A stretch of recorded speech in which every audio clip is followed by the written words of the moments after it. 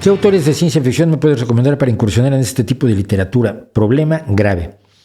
Mi ciencia ficción es vieja. Yo dejé de leer ciencia ficción a mediados de los años 90 y soy sobre todo fan de la ciencia ficción incluso anterior. O sea, yo soy de Philip K. Dick, soy de Robert Brown, soy de Richard Matheson, soy de Frederick Brown, no, Robert Bloch, perdón, quise decir.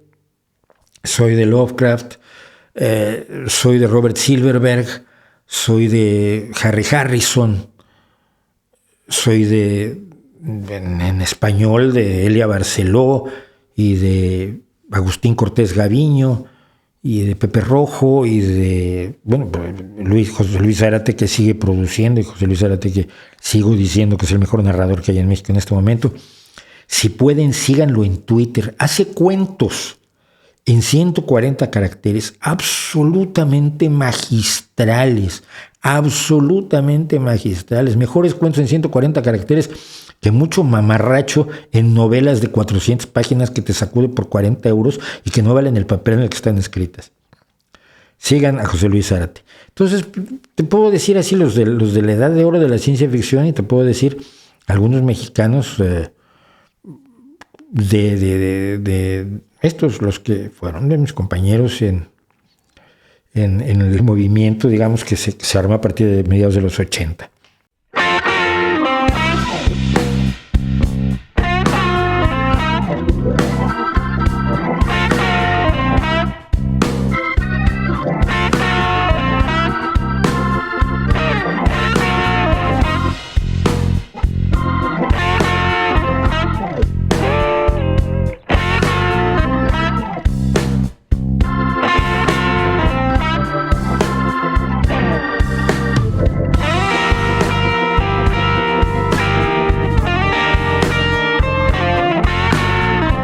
Larry Niven, excelente, muy de derechas, pero Larry Niven es un buen escritor.